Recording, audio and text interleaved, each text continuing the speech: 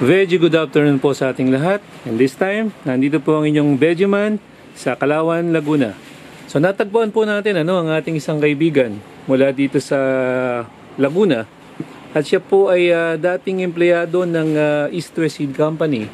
Na ngayon naman ay nag-engage na po siya sa seedling nursery o yung production po ng mga seedlings ng gulay para po iserve sa mga farmers na gusto ng ready to transplant na mga seedlings. And we are so much lucky. Very lucky po tayo ngayong hapon na ito. Kasi nandito po mismo yung may-ari ng seedling nursery na ito para po ipakilala yung kanilang bagong open na seedling nursery. And syempre tatanungin po natin siya, paano ba kung pag-order sa kanya, ano ba yung klase ng mga seedlings na pwede niyang iserve sa mga farmers. At syempre, magkano po yung presyo. So, nandito po siya ngayon. Maswerte po tayo. And tatanungin po natin siya at sisimulan natin sa kanyang pagpapakilala. Magandang araw po sa inyong lahat. Ako po si Arnel Tandang mula po sa ADT Seedling Supply. Kami po ay matatagpuan sa Barangay Masiit, Calauan, Laguna. Nakahanda na po kami magsilbi sa ating mga farmers sa nasasakupan ng Laguna, Quezon at Batangas area. Kami po ay nagsimula noong March 15, 2019. Ang una po nating katanungan sa ating kaibigan dito na si Mr. Arnel Tandang ay kung ano po ba yung mga produkto o kung meron mga serbisyo ang kanilang ino-offer sa mga farmers o yung mga gusto pong magsimulang pagtanim. So, ang mga product line po namin sa mga una po sa mga vegetables, meron po tayong ampalaya na non-grafted, meron din po tayong kamatis, talong, sili. So sa sili, meron po tayong panigang, meron po tayong bell pepper, at meron po tayong tinatawag na tingala o red hat. Meron din po kaming papaya, meron din po kaming ornamental na lines. Halimbawa po na aming ornamental lines, mga bingka, sunflower, rose, at saka po iba-iba pang mga annual na namumulaklak na halaman. So, ibig sabihin po, Sir Arnel, talagang seedlings po, punla ang inyong binebenta. Bukod po sa punla, meron din po kaming mga natural growth hormones po ng mga halaman, natural conditioner po na ginagamit ko sa aking pagpapagrow ng mga business. Pero ang main focus po namin ay po seedlings po. Ako po ay napagtapos ng agrikultura sa UP Los Baños, Laguna at napagtrabaho po ako ng 14 na taon sa larangan po ng mga agriculture. At ang huling employment ko po ay sa Farm Ready. Ang Farm Ready po, nung ako'y nakasalukuyan ng katrabaho pa sa Farm Ready, ang pinaka-main objective po namin ay mag-produce at magsilbi sa farmer sa pamamagitan ng mga seedlings po na iba-ibang uri ng mga vegetables sa nakasakupan po ng Pilipinas. Pero po sa ngayon, ang kanilang napagsisilbihan ay ang kabuuan ng Luzon po lamang. Okay, Sir Arnel, sabi nyo galing kayo ng Farm Ready Seedlings. Apo. Ito rin po ba yung naging dahilan kung bakit po kayo ngayon ay nagtayo ng sarili ninyong local na nursery? Partly po, siya ay isang dahilan. Nagsimula po ang lahat sa anak ko po ng pangalawa, si Angelo. So si Angelo po, nung bumili po sa amin, sa Farm Ready, ng seedlings po ng sili, nakita po niya na maganda ang hinaharap ng larangan ng pagsisilbi o pagbebenta ng mga seedlings. Dahil ang alam po ay isang ekonomista, graduate din po ng agriculture, napag-aralan po niya ang kagandahan po ng panginaharap ng ating seedling industry sa dito po, particular dito po sa Laguna. So pinag-aaral po yung anak ko at gayon po sa tulong na rin po ng anak ko, kinumbinsa po niya ako na simulan po namin ang aming sariling seedling company. Sa tingin niyo po ba makakatulong po ito sa mga farmers? Opo, makakatulong po ito. Unang-una, bakit po? Bukod po sa hindi na po sila magtatanim ng seeds, ang amin po ay nakahanda na. Ibibigay na po lang namin sa kanila At kung ilan po ang lamang ang kanilang kailangan na buto o na binhi, yun po ang dating po sa kanila. Halimbawa po, kung nangailangan sila ng 10 buto o 10 seedlings ng isang particular na vegetable, halimbawa po, kamatis, so ang dating po sa kanila, 10 seedlings. Hindi na po sila magtatanim na hindi po nila alam kung mabubuhay po ba lahat ng 10 o kung sosobra, kung tanim naman sila ng 15, baka sumobra. So ang pinakatulong po namin sa farmers po ay yung pong unang-una, economical po sila. Dahil natatansya po nila kung ano po ba talaga ang dapat maging kanilang itatanim. So yung dami, yung numbers, yung binhi na kailangan, naisasod po namin ng eksaktong sako. Okay. So ano-ano nga pong mga, Sir Arnel, ano pong mga produkto ninyo? Ano po yung mga varieties po ang tawag dyan eh? Ano pong klaseng mga gulay o seedling ng gulay ang inyong mga binibenta o available po sa inyo? So sa ngayon po, ang available po sa amin ay ampalaya, meron din po kaming talong, meron din po kaming kamatis, meron din po kaming sili. So sa sili po, meron po kaming 3 klase. Meron pong bell pepper, meron din pong siling tingala na tinatawag po yung red hot, yung manghang, at yung po tinatawag po na siling panikang. So basically sir, kompleto po kayo. So Sir Arnel, basically po yung kompleto po kayo ng mga seedlings ng gulay. Apo, tama. Pang pinakbet, yung lowland ang pinag-uusapan natin. Tama. Lowland varieties. Tama. Okay. So meron po ba kayong example dyan ng klase ng seedlings na inyong binibenta kung sakaling magustuhan nila? So ito po yung sarili namin gawa na ampalaya. Ipakilapit nyo nga po sa camera, sir. Okay. Sige nga po, i-explain nyo nga po yan. Ano po bang kagandahan niya yung ano nyo na yan? So kung makita nyo po yung ampalaya po namin, yung kanya pong tangkay po, mataba po siya, healthy. Hindi po siya brittle, hindi rin siya maluto, hindi rin po siya makuna. So tindig na tindig po siya, tamang-tama sa hinahanap po ng farmer. Ang isa pa pong kaibahan po ng aming ampalaya, ang media po namin na ginamit, meron po itong tinatawag po namin na essential microbes. So hindi po kami nagamit ng mga synthetic na chemical, kung hindi po mga naturally grown. So ito po, nababagay din po ito sa mga tinatawag po natin na organic farming po. So nababagay din po ito sa organic farming dahil wala nga po itong halong synthetic. Kahit po ang insecticide na ginamit namin ay yun din pong tinatawag na natural. Sir, ang nakikita ko po dyan sa pakita nyo nga po yung ugat. Kasi dyan po nagkakatalo sir sa ugat po kuminsan eh. So mukhang maayos naman po, yung tangkay, yung branch maayos din. And yung true leaves, mukhang okay naman. Ilang days na po ba yan sir? So bale po ito po, magte-13 po ito bukas. 13? Oo, tingin ko nga po. Rito ko nga po dito. Oo, yan tingnan nyo po, yung sinasabi ko na ugat, ayun Kahit dito ko hawakan, di natitibag yung lupa eh. So sign na maayos po yung kanilang seedlings po nila. Yan po yung palaya. Meron pa po bang iba sir? So ito po yung po aming bago pa na pong kasisimula na tanim. Ito po yung pong sili po na tinatawag na ito po yung aming salimpulus na po na sili na red hot po. Ito po ay red hot. Ito po ay 14 na araw na po pagkatapos namin ibinhi. Siling tingala po yan. Red hot. Yun po yung 1,000 ang presyo sa merkado, retail. Nakarang taon po. November, December. Ito po yung 1,000 ang presyo kada kilo. Okay. So sir, yan po nasa tray na yan, ilang days old na po yan? 14 na po ito. 14 days after sowing. Direkta na po dyan sa tray? Direkta po. Hindi isa namin ang buto. Pero bago po namin tinanim ang buto, binabad po muna namin siya sa essential microbes. May sikreto pala kayo na ngayon hindi na sikreto kasi sinabi nyo na.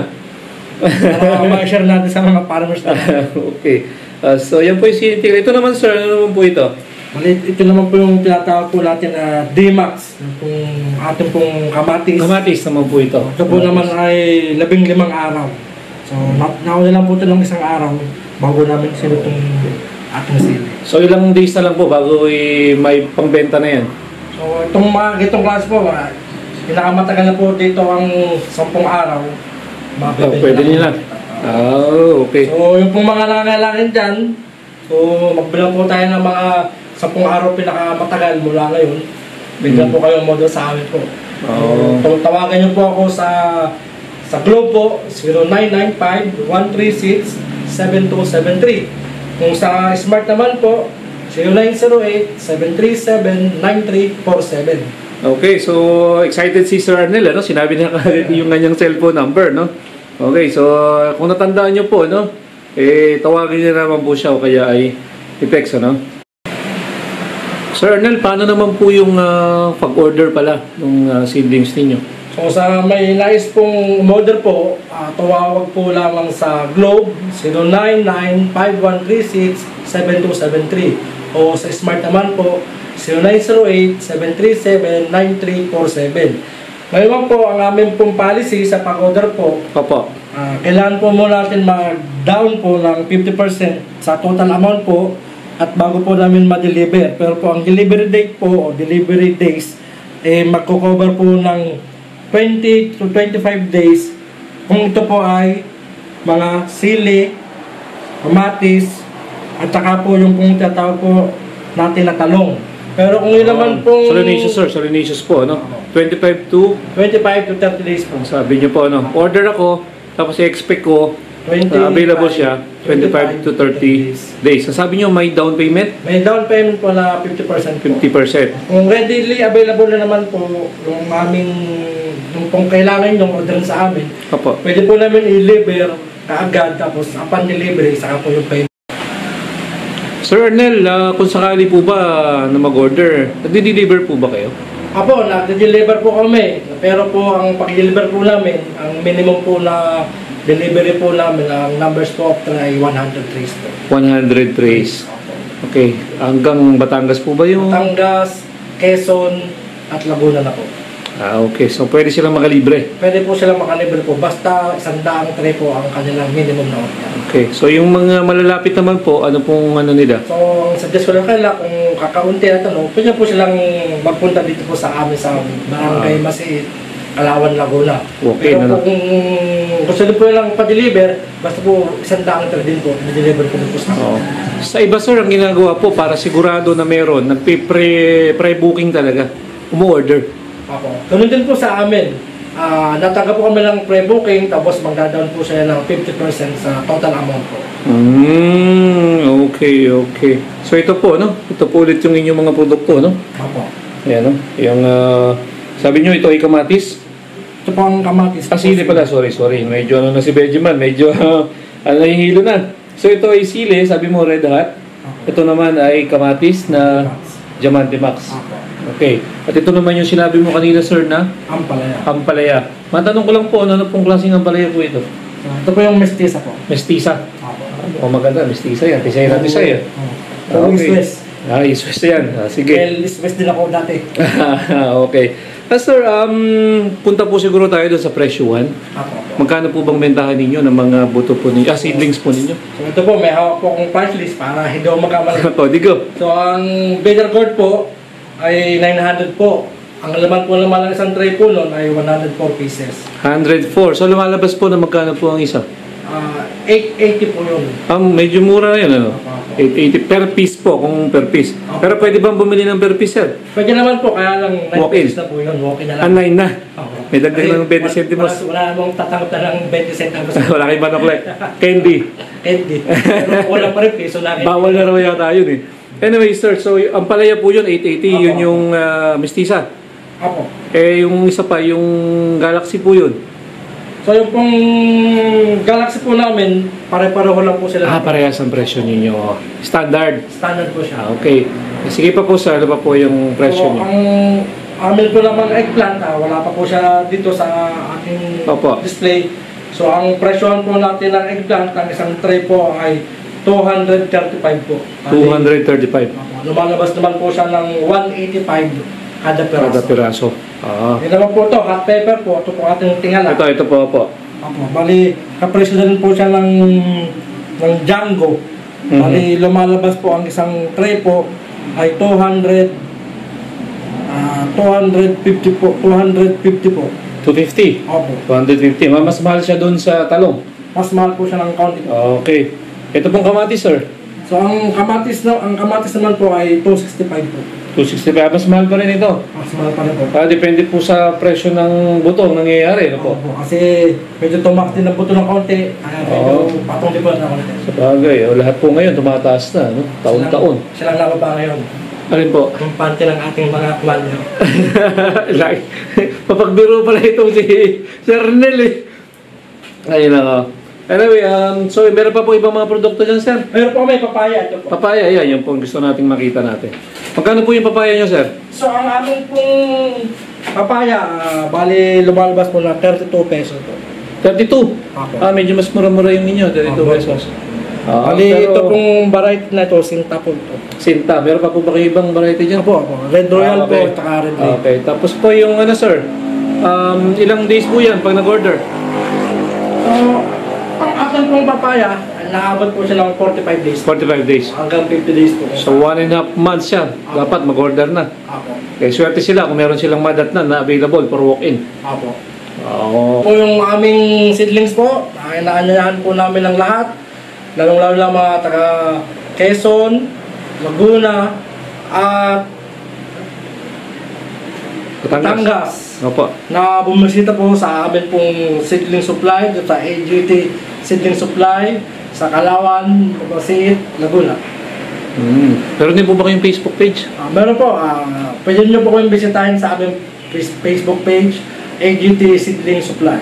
Sir Nel, last na lang, ano? Pwede nyo po bang ulitin yung inyong cellphone number? Pakibagalan lang po at mabilis po yung kanina eh. So, ang cellphone number ko po sa Globe po, 099-5136-7273.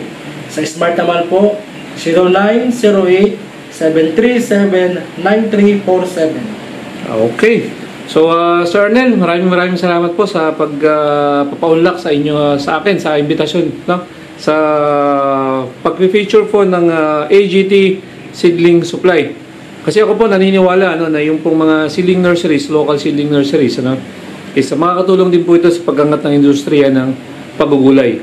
At syempre, makakatulong po ito sa mga farmers natin. Kasi yung iba po, nahihirapang magpa-germinate. So, ang solusyon siguro is ito na pong readily available po ng mga seedlings po na tulad ng ganito po sa inyo sa AGT Seedling Supply. So, Sir Arnel, maraming salamat po.